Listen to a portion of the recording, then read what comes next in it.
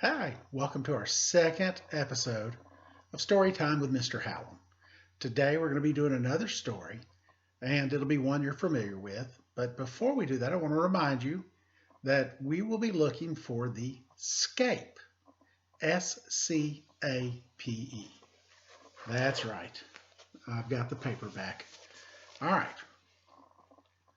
Just want to remind some of you that SCAPE stands for setting.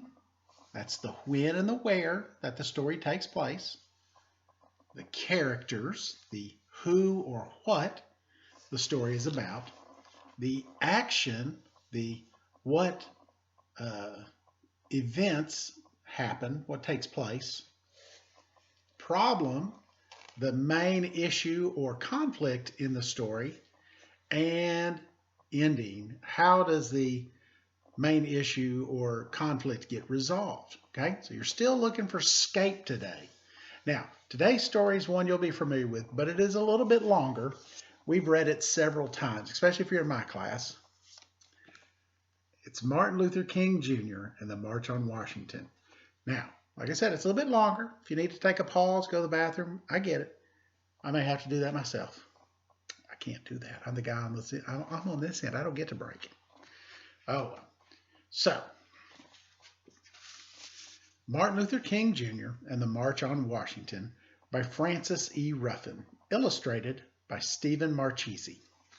All right. You know what? You're about to get part of the setting like right here, super quick. August 28th, 1963. There you go. It was a hot summer day in Washington, D.C. Okay, you know the setting now. More than 250,000 people are pouring into the city. They have come by plane, train, by car, and by bus.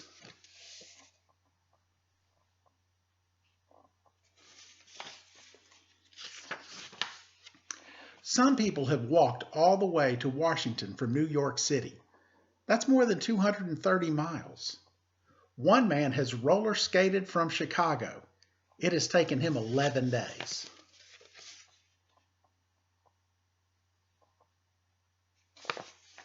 Try to make sure you can see the picture. By late morning, a crowd has gathered at one end of a long, narrow pool. Nearby is the Lincoln Memorial with its statue of Abraham Lincoln. Why are so many people here at this place on this day?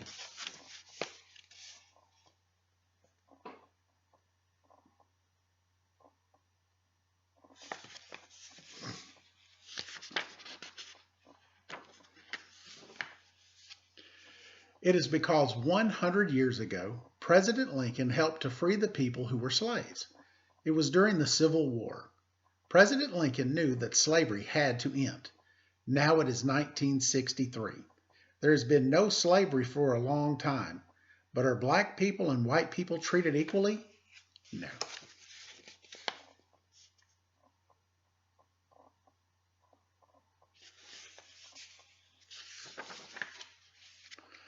And that is why people are in Washington today. They have come to protest. They will speak out against something they think is wrong.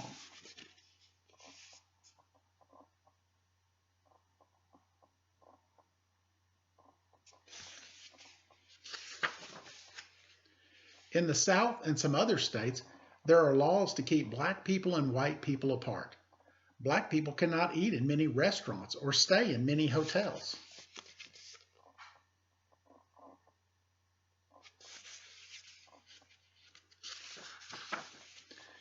In movie theaters, they must enter by separate doors and sit way up in the balcony. On public buses, they have to take seats in the back.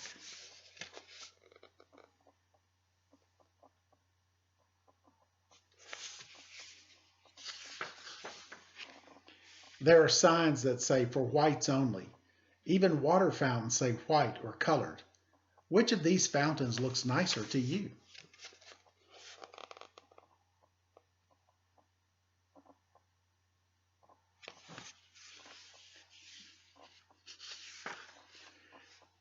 I saw my mother on Sunday and we were talking about this. And she was telling me that when she was a little girl, uh, downtown Little Rock at one of the uh, drugstores down there. She remembers there being two separate water fountains in the back. She goes, she didn't think anything about it. It's just the way it was. But she said that, she's gotten older. It's always been like, oh my gosh, I can't believe that was a thing. But that there was one that, and they were marked. It said whites and one said colored. I mean, in Little Rock, our own city. So it's not nice and it's not polite, but it's the way it was. So I'm sorry. Black people and many white people want things to change. It is time for a change. It's past time for a change. And in the crowd are some grandchildren and great-grandchildren of slaves. Many of these people have been part of protests before.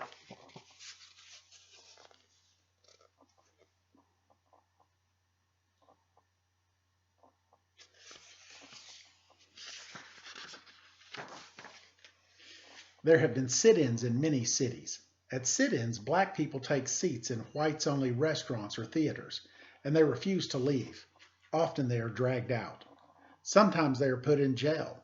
There have been protest marches in many southern cities and towns. People hold signs. They sing songs.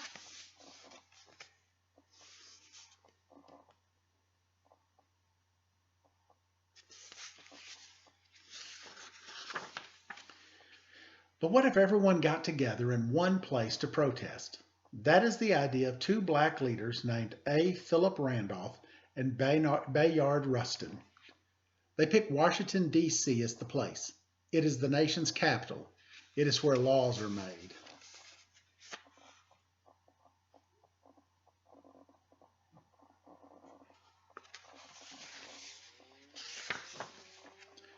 So, on August 28, 1963, at 11:30 a.m., the March on Washington begins. The crowd marches to the Lincoln Memorial. As they walk, the people sing, "We shall overcome, we shall overcome, we shall overcome someday."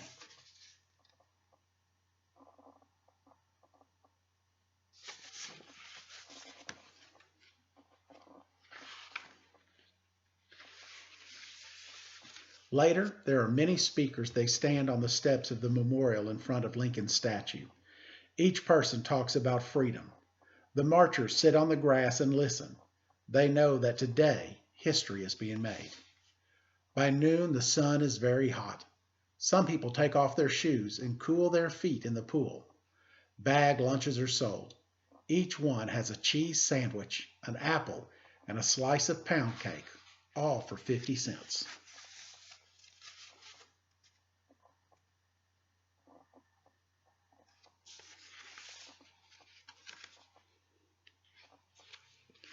The high point of the day comes at 3 o'clock. The crowd grows quiet. A young black man takes the stage. He looks at the crowd.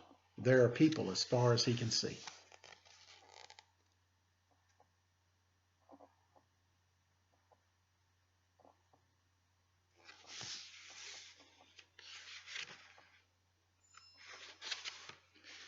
The man's name is Martin Luther King, Jr. He is a preacher and the son of a preacher. He has grown up in Georgia. He knows all about what it is like to be a black person in the South.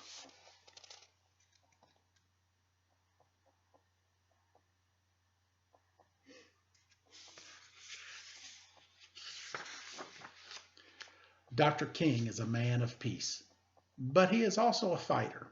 He doesn't use his fists or weapons. He uses words. In the South, Dr. King has led many other protests. One was a march in Georgia. Another was a protest against a bus company in Alabama. He has been put in jail many times.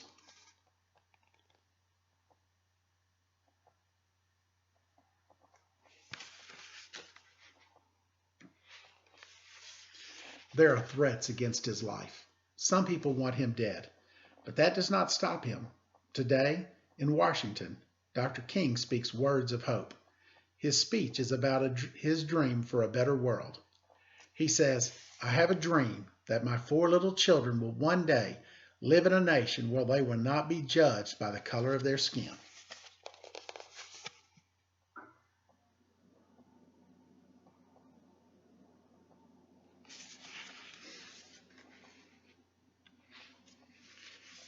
He hopes that people will see all children for who they are and for the things they do in their lives. It is his dream that one day little black boys and black girls will be able to join hands with little white boys and girls.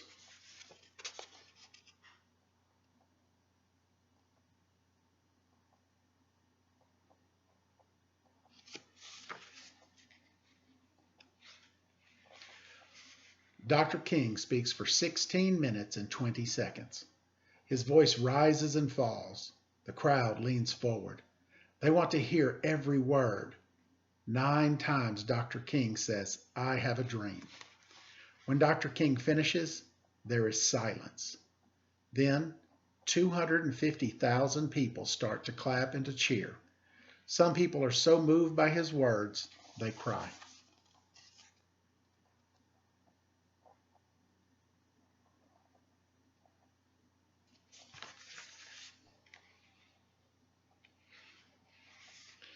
People all around the world watch Martin Luther King Jr. on TV. So does President John F. Kennedy. By early evening, people start back to their cars, to the buses, and to the trains and planes. It is time to go home. The march has ended. But that is not the end of the story.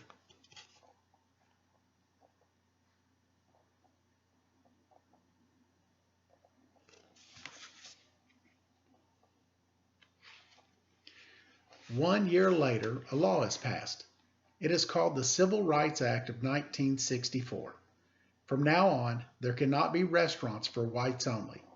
There cannot be separate seating for black people and white people in any public place. People cannot be kept apart just because of the color of their skin.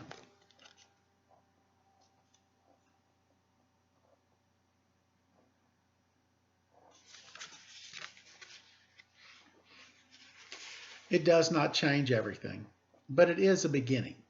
And the power of words, the words of Dr. King and others, changes the law of the land.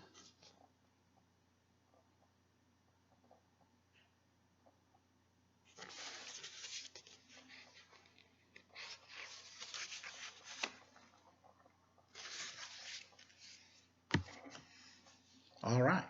So your assignment is to think about where was the setting, who's the main character in the story, what was the action, what happened in the story, what was the problem, why was there a need for his speech, and what was the ending. Okay? What you'll do is you'll go to Class Dojo and you'll answer those questions and send it to me at Dojo, and I'll take a look at it and be glad to get back to you. Guys, I thank you for this. I look forward to doing this. We'll do another story tomorrow. And if you're here on Friday, maybe we'll do a funny story on Friday. Call it Funny, P-H-U-N-N-Y, Friday, P-H-R-I-D-Y. I don't know. I haven't decided yet. But thanks. You guys have a great rest of the day, and I look forward to seeing you next time on Story Time with Mr. Hallum.